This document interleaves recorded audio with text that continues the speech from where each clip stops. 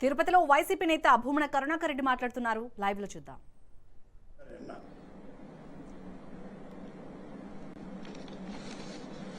Police వ్యవస్థ చంద్రబాబు వలన ఈ రాష్ట్రంలో ఎంత నిర్వీర్యమైపోయింది,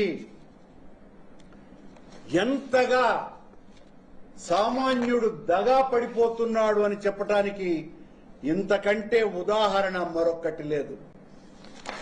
ఈ కలెక్టర్ సివిల్ డిస్ప్యూట్ కు సంబంధించినటువంటి కేసులో నా మీద కేసు రిజిస్టర్ చేస్తే ఓ ఢాకు మంగళ్ సింగ్ వెంకటేశ్వర్లు చిత్తూరు జిల్లాలో కనీసం అంటే 3000 సివిల్ కేసులున్నాయి.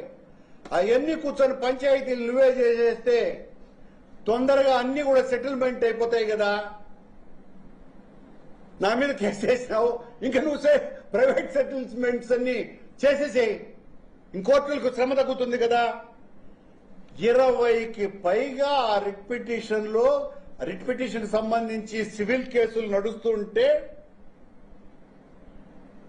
ఏ విధంగా ఈ కలెక్టర్ ఇందులో ఇంటర్ఫియర్ అవుతాడు? ఆ కేసులో దానికి సంబంధించి నన్ను ఒక భూ కబ్జాదారుడిగా చిత్రీకరిస్తాడా? నీలాంటి వాళ్ళు, చంద్రబాబుకు కొమ్ము కాసేవాళ్లు, అవినీతిని అంటకాగేటువంటి కొద్ది మంది అధికారులు, మీరంతా గూండాలను కూడా పెంచి పోషించేవాళ్లు. ఈ కరుణాకర్ రెడ్డి గూండాలను ప్రతిఘటించేటువంటి వాడు. నువ్వు నన్ను గూండాగా రికార్డ్ చేస్తావా? గూండాలను ప్రతిఘటిస్తూ 70 ఏళ్లు గడిపినటువంటి వాడిని ఢాకు, అది కరుణాకర్ రెడ్డి చరిత్ర.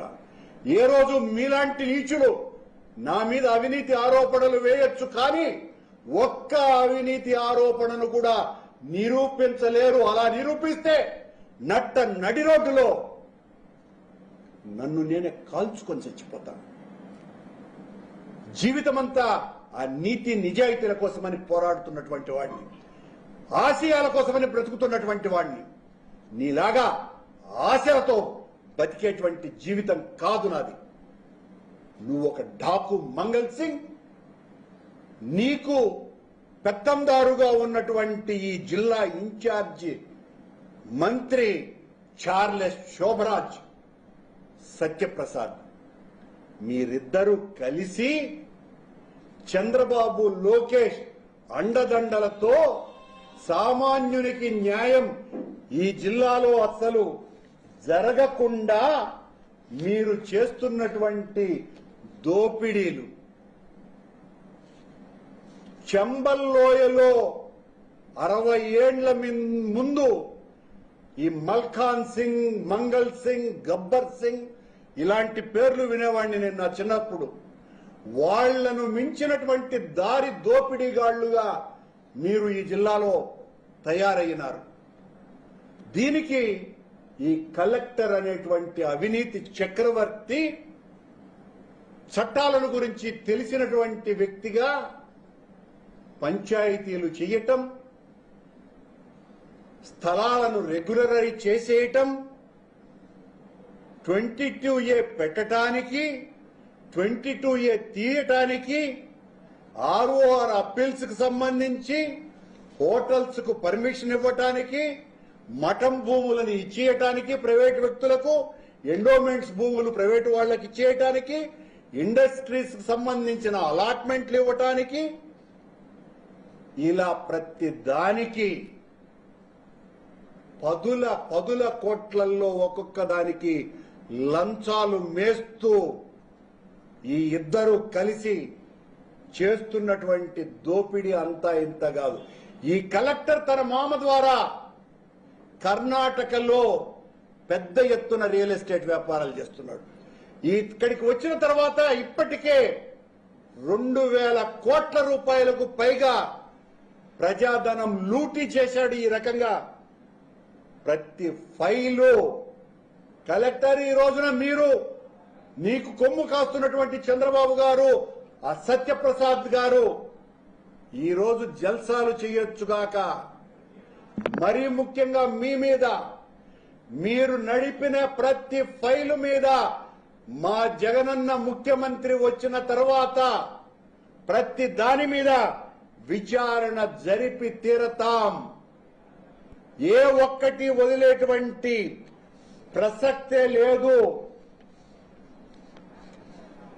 నువ్వే గుత్తేదారుగా వ్యవహరిస్తున్నాడు. చాలా మైండ్స్ లో ఈ కలెక్టర్ తానే ఒక గుత్తేదారుడు బినామీగా వ్యవహరిస్తూ వేరే వాళ్ల పేరుతో గ్రావెల్ వ్యాపారాలు చేయటము, ఇసుక లారీలలో రోజుకు తరలిస్తున్నటువంటి ఇసుకలో ఈ కలెక్టర్ ఆదాయం ఒక్క ఇసుకలోనే 50 లక్షల రూపాయలు మేస్తున్నాడు. గ్రావెల్లో రోజుకి 25 లక్షల రూపాయలు వస్తున్నది. కూచి శేషగిరి అనేటువంటి ఒక పెద్ద మనిషి ల్యాండ్ లో ఏదో మతలబు చేసి వాళ్ళ దగ్గర ఈ చార్లెస్ శోభరాజ్, ఈ డాకు మంగల్ సింగ్ ఇద్దరు కలిసి 50 కోట్లు కొట్టేశారు. అంకుర హాస్పిటల్ పక్కనున్నటువంటి స్థలాన్ని రెగ్యులరైజ్ చేయటాని కోసం ఏదో రకమైనటువంటి వ్యవహారాన్ని నడుపుతూ అందులో 70 కోట్ల రూపాయల కమిషన్ కొమ్మినారు ఈ కలెక్టర్. నువ్వు నన్ను గుండా అంటావా? రికార్డ్ చేస్తావా? నీ మీద పరువు నష్టం వేయకుండా ఉండే ప్రసక్తి లేనే లేదు కలెక్టర్. 24 గంటలలో ఆశ్చర్యంగా గత నెల 22వ తారీఖున కలెక్టర్ ఎస్పీకి లెటర్ రాస్తాడు నా మీద చర్య తీసుకోమని చెప్పి. ఆ రోజే ఆర్డీఓ డిఎస్పీకి రాస్తాడు ఏది మాకు కావాలనని, పోలీసులు కావాలనని. ఎంఆర్ఓ రాస్తాడు. అందరూ రెడీగా అయిపోయినారు, పోలీసు వాళ్ళు 500-600 మంది. ఇవన్నీ మధ్యాహ్నం నుంచి కలెక్టర్ రాయటము, కలెక్టర్